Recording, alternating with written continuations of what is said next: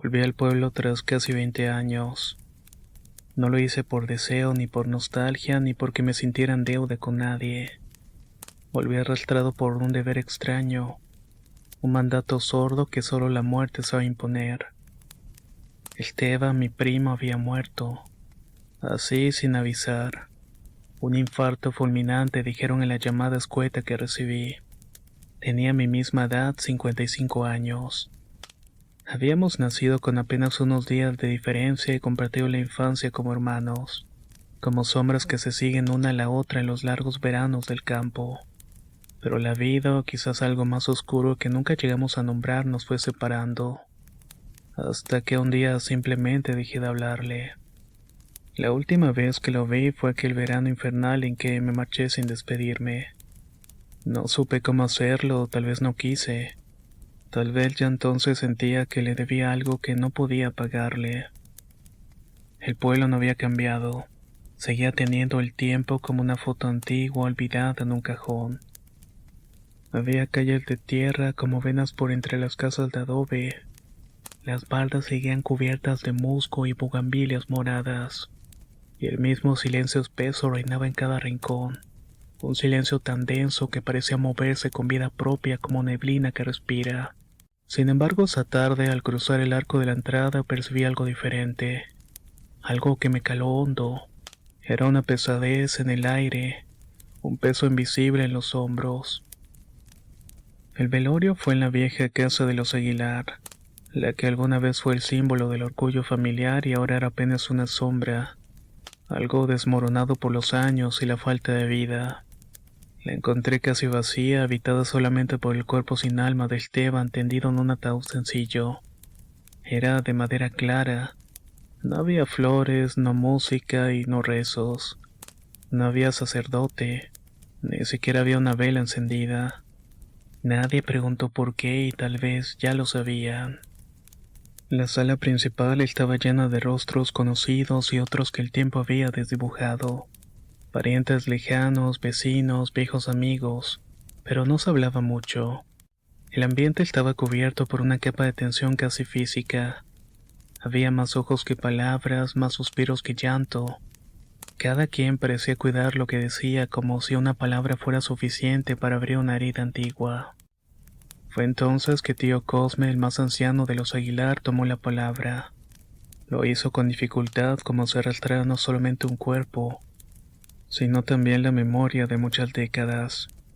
Se levantó de su silla, apoyado en un bastón de madera nudosa que alguna vez fue una rama de encino, y con la voz gastada por el tabaco y los años dijo: «Es hora de la confesión de despedida». Un murmullo bajo recorrió la sala. Algunos asintieron en silencio y otros bajaron la mirada. Yo no entendía del todo lo que significaba o no al principio, pero pronto observé como una solemnidad casi ritual. Los asistentes se ponían de pie uno a uno y se acercaban al ataúd. Se inclinaban con respeto, murmuraban palabras al oído del muerto, y se alejaban cabizbajos como aligerados o acaso vencidos. Primero fue doña Mercedes, la panadera, una mujer ya encorvada por la edad con el cabello tan blanco como la harina que siempre olía a su paso.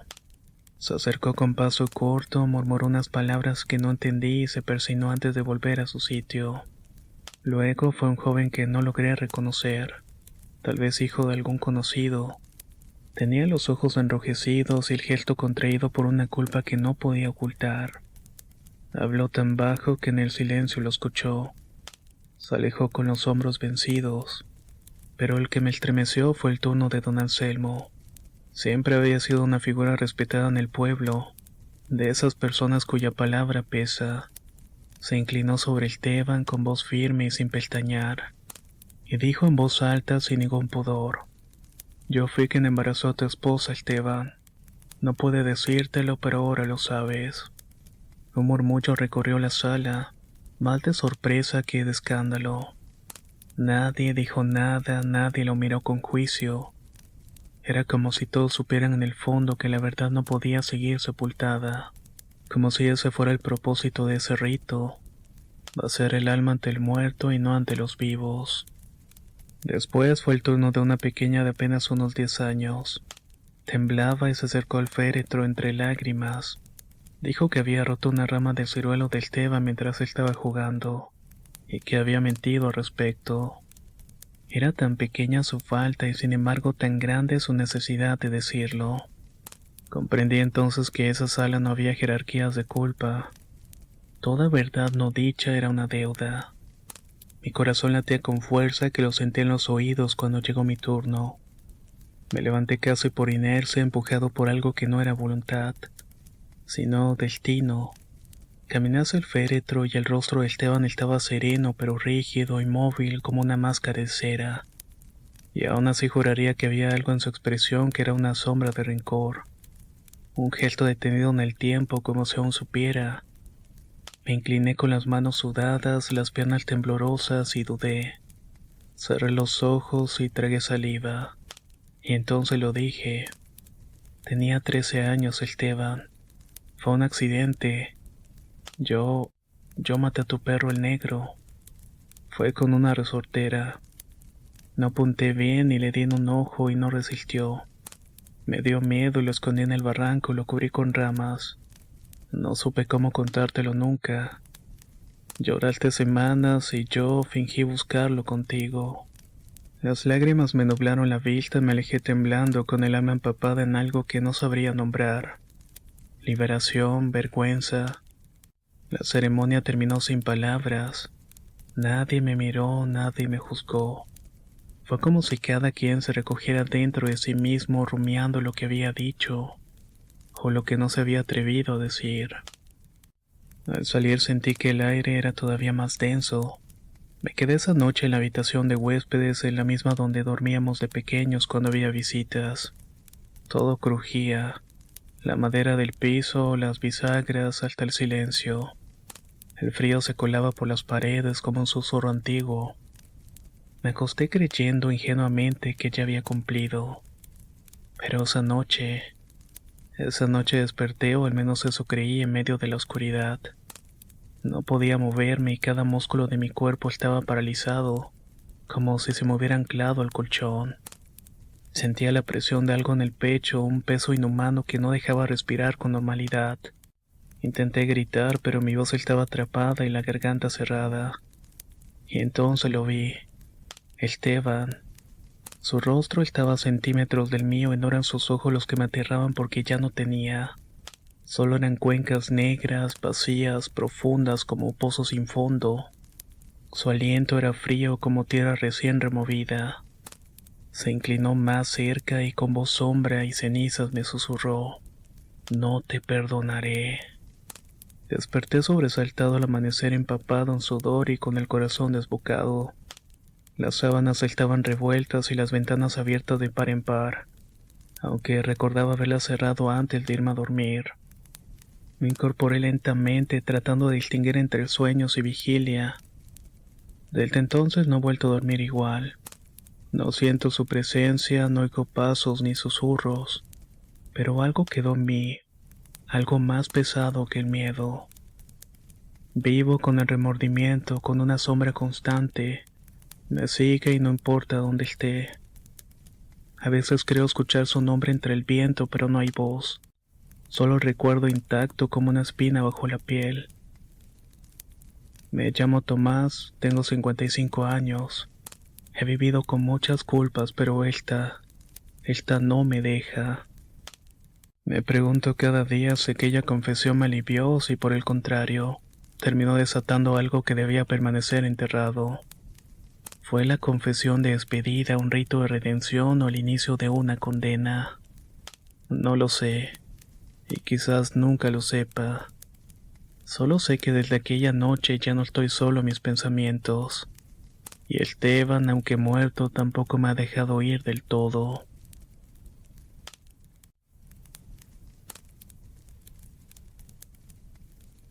No recuerdo la última vez que regresé del trabajo sin sentir que el alma se me había quedado atrapada en algún rincón del cubículo, entre los correos sin leer y el zumbido interminable de las luces fluorescentes. Caminé a esta casa como siempre lo hago, con el cuerpo en automático, la mente arrastrando los pasos de otro día inútil. Las luces de la ciudad, que antes me parecían constelaciones vivas, ahora solamente eran manchas borrosas entre el humo y el cansancio. No me decían nada, no me hablaban y era como si el mundo hubiera decidido hacerme mudo. Y sin embargo algo me hablaba desde dentro, la sombra persistente de Clara. Su ausencia era una presencia. Estaba en cada rincón de mi memoria, colgada en los marcos, escondida en las esquinas de la cama, flotando en el reflejo del televisor apagado. Esa noche, al empujar la puerta de mi apartamento, ese cutrichil que alguna vez fue nuestro nido, supe de inmediato que algo no estaba bien. La puerta del balcón estaba abierta de par en par. No era solamente el hecho en sí, sino la sensación que provocaba. Una corriente de aire inmóvil, si eso tiene sentido, como una respiración detenida. El ambiente estaba denso, cargado de algo que no era polvo ni humedad. Tragué saliva con dificultad porque ni siquiera sentía miedo. Todavía no. Sino porque algo en mi cuerpo entendía antes que mi mente que eso no debía estar ahí. No había viento que lo hubiera forzado, ni señales que alguien lo hubiera tocado. Y sin embargo se abría hacia la noche como una herida, como una boca muda gritando hacia el vacío. Era solamente un hueco oscuro al otro lado del vidrio, un borde del mundo que parecía absorber el calor del interior respirando hacia adentro, como si el apartamento mismo exhalara una pena antigua. Me acerqué despacio con ese cuidado tonto que uno adopta ante lo inexplicable. Cerré la puerta con firmeza, la empujé hasta escuchar el chasquido del pestillo. Me quedé ahí un segundo entero mirando el reflejo tembloroso de mi rostro sobre el vidrio, como si quisiera reconocer al hombre que se había quedado solo.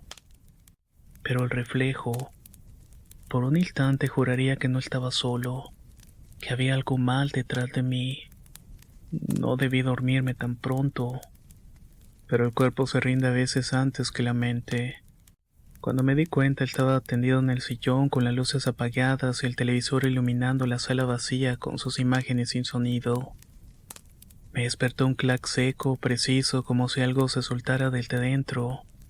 Me incorporé de golpe y el corazón estaba disparado y corrí hacia la puerta del balcón. Estaba otra vez abierta. No quise pensar y cerré con más fuerza, echando el pestillo al fondo y asegurándome de que nada, absolutamente nada, pudiera abrirla. Pero ocurrió otra vez y luego otra. Cada vez la misma escena como un ciclo absurdo. Me levantaba, cerraba, me sentaba y de nuevo un sonido. No eran sueños y lo sabía. El frío me calaba hasta los huesos y no era del mundo de los sueños.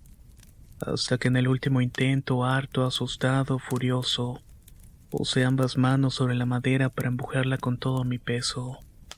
Fue entonces cuando una ráfaga, esta sí real, tangible pero distinta, me atravesó.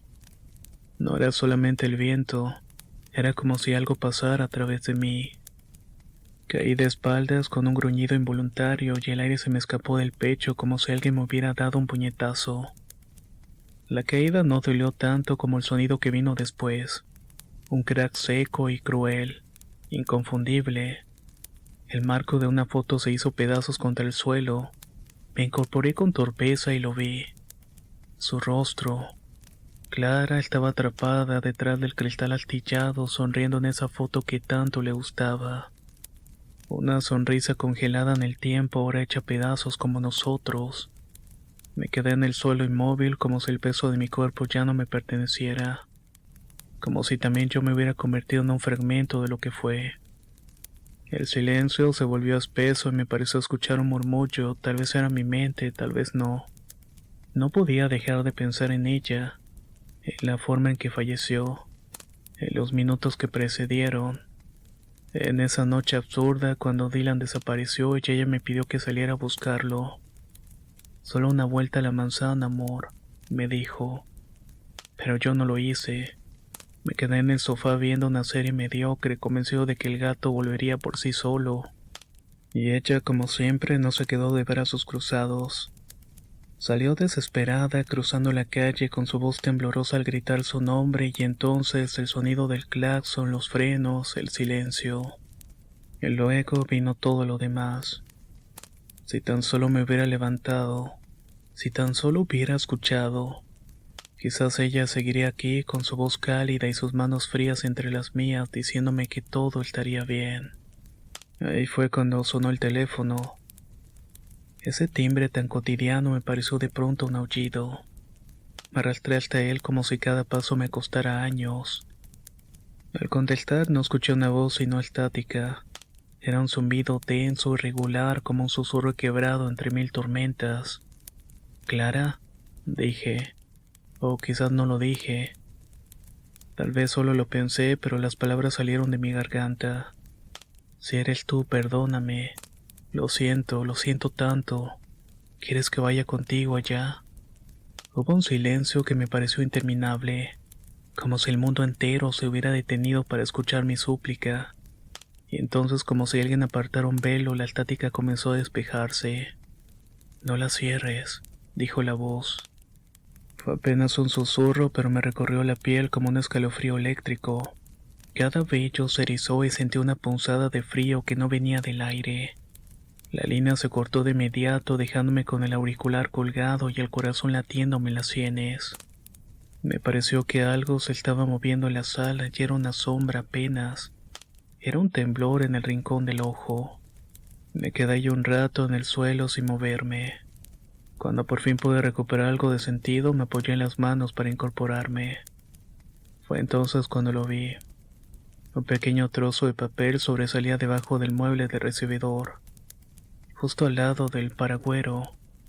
No hubo viento esta vez y solamente había silencio. Me estiré para alcanzarlo, sacándolo con cuidado como si pudiera romperse como un suspiro. Era un papel arrugado, amarillento por el tiempo. Reconocí la letra de inmediato y era la de Clara. Si Dylan no ha vuelto, dejaré la puerta del balcón abierta. Tal vez así encuentre el camino a casa. Sentí un nudo en el estómago. Me llevé el papel al pecho como si pudiera absorberlo, como si eso me conectara con ella. Y las lágrimas que había contenido tanto tiempo simplemente me vencieron.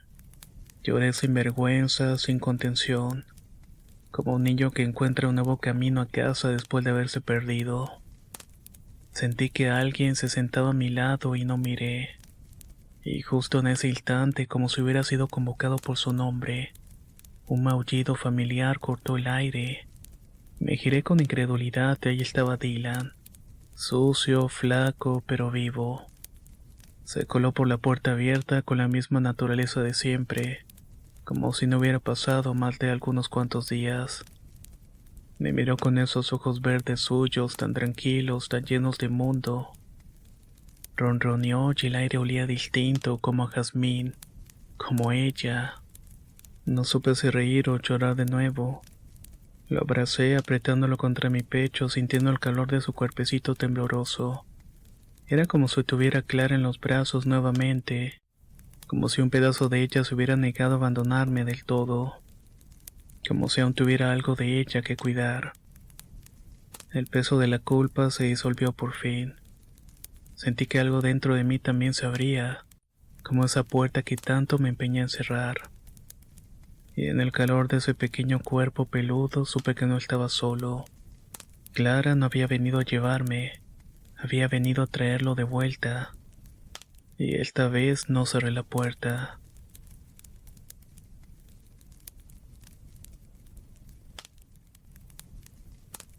Nunca he sido de esos que creen en cosas raras. Ya saben, brujería, fantasmas, maldiciones.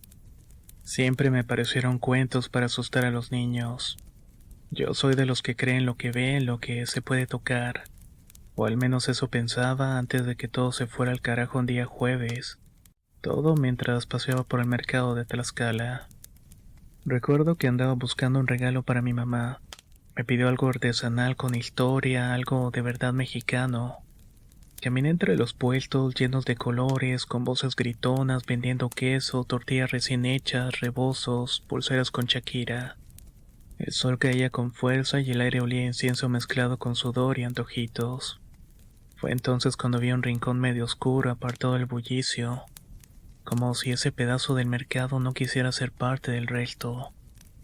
Allí estaba una anciana. No sé cómo no la había visto antes. Su mesa era simple, cubierta con un rebozo negro deslavado, y encima tenía puras cosas extrañas.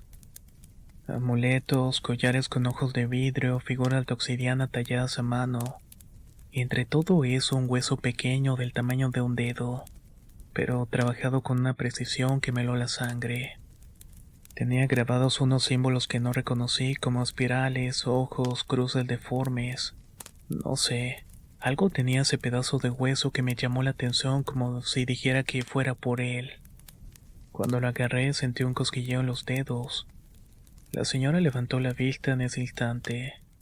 Tenía los ojos blanquecinos como si fuera ciega, pero al mismo tiempo me estaba mirando directamente atravesándome.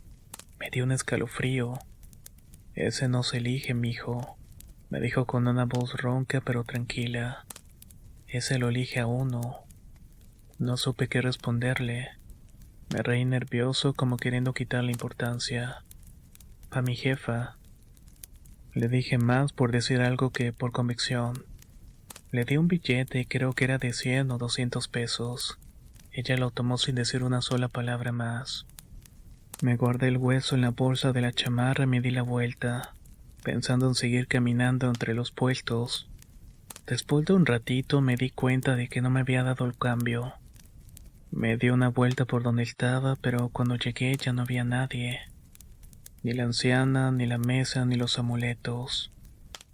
Pensé que tal vez ya con eso había hecho el día. Me quedé parado unos segundos como tonto, tratando de entender qué acababa de pasar.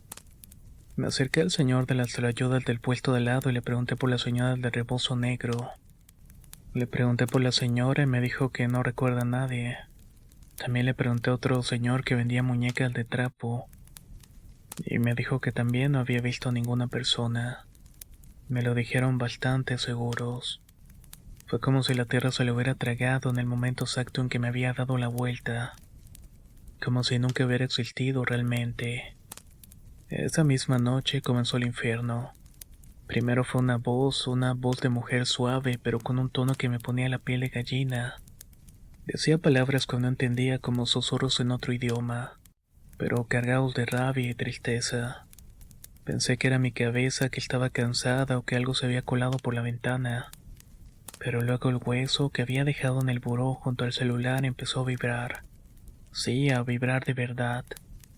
Lo toqué y estaba caliente. No templado, no caliente como si lo hubiera sacado del fuego. Y en cuanto lo agarré, una especie de corriente me subió por el brazo. Me asusté tanto que lo solté al instante. Las noches siguientes fueron peores. Empecé a tener pesadillas horribles y soñaba con un cuarto oscuro donde alguien gritaba y yo no podía moverme. O con fuego que me rodeaba y al otro lado de la llama se veía una mujer viéndome.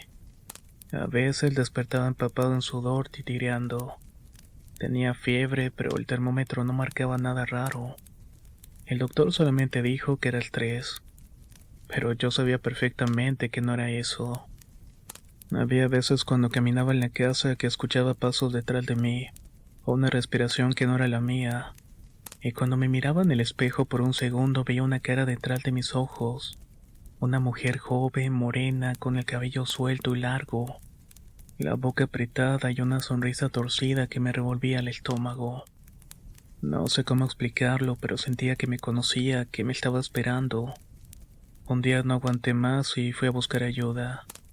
Me acordé de una amiga que había mencionado un curandero en San Pablo del Monte. Dicen que ese señor había curado cosas que los doctores no sabían ni cómo nombrar.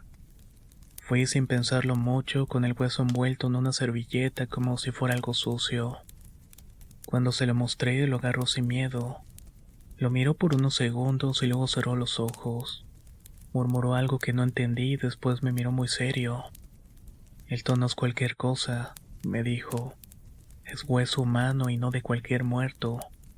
Este es un hueso de una bruja. Me quedé callado y sentí que el piso se estaba moviendo. ¿Y por qué me está pasando esto?, le pregunté. Porque ella no ha terminado lo que empezó, y ahora tú estás ligado a ella. Me explicó que el objeto no podía simplemente tirarse o quemarse así como así, que tenía que hacer una limpieza fuerte con copal, palabras antiguas y sangre. Sí, mi sangre. Tenía que ofrecerla en un lugar específico donde esa mujer había sido terminada. Desde ese día hasta la noche del ritual todo empeoró. Las pesadillas se volvieron más vívidas, como si no fueran sueños sino recuerdos prestados. Veía escenas que no entendía, pero que me dolían, como si me estuviera marcando de alguna manera. En ella la mujer me hablaba y me decía cosas al oído. A veces lloraba, a veces reía, pero siempre terminaba diciendo un nombre, uno que no era mío, pero sentía que debía serlo. Cuando llegó el día, el curandero me llevó a un sitio apartado cerca de una laguna seca. Habían árboles torcidos y tierra quebrada. Ahí hicimos un círculo de sal y obsidiana. Encendimos copal, cantamos en náhuatl antiguo, o al menos eso fue lo que me dijo él. Me hizo un pequeño corte en la palma y mi sangre cayó sobre unas brasas humeantes. El aire cambió, se los juro. Fue como si algo invisible se metiera en los pulmones, como si respirar se volviera más difícil y más pesado. El copal ardía más fuerte, pero el olor ya no era el mismo. Tenía un dejo metálico como a sangre vieja o tierra mojada. De pronto escuché un sonido que no sabía explicar. No era solamente un grito, era como si alguien cantara o al mismo tiempo se desgarrara por dentro. Un lamento mezclado con rabia y nostalgia. Una voz que no venía de una sola boca, sino de muchas. Sentí que la tierra vibraba bajo mis pies, como si algo debajo estuviera despertando, girando, escarbando para salir. El humo del fuego se volvió negro de golpe, tan denso que no podía ver ni mis manos. Y ahí en medio del fuego vi su cara. No era una visión borrosa ni un sueño, la vi. Tenía los ojos más oscuros que he visto en mi vida, sin fondo, sin pozo, sin fin. El cabello le flotaba alrededor como si estuviera bajo el agua, y su piel brillaba como si le hubiera cubierto la misma ceniza de hueso. No gritaba, solamente me miraba, y esa mirada me partió en dos. Era furia, sí, pero también tristeza, un dolor antiguo y resentimiento. Su rostro se quedaba ahí suspendido en la llama mientras todo a mi alrededor temblaba. Era como si en ese momento el mundo se hubiera detenido solamente para ella, para que me viera, para que supiera que la estaba enfrentando. Y luego se apagó todo, como si alguien hubiera cerrado una puerta invisible. El fuego se extinguió sin aviso y el aire volvió a ser aire. Ya no había humo, ni calor, ni ruido. Solamente había silencio, pero no ese silencio tranquilo de madrugada. Era un silencio raro, pesado, como si el mundo hubiera perdido la voz por un momento. Ni los grillos, ni el viento, ni la propia respiración se escuchaban. Solamente estaba yo parado en medio de ese círculo temblando con las manos llenas de sangre seca y ceniza. Desde entonces no he vuelto a soñar con ella. Las voces pararon, las fiebres se fueron. Ese hueso maldito se hizo cenizas al terminar el ritual. A veces me pregunto si todo fue real o si solamente fue un delirio, pero miro la palma de mi mano y ahí está esa cicatriz. Hay cosas que caminan entre nosotros aunque no las veamos, cosas que no les importa si creemos en ellas o no.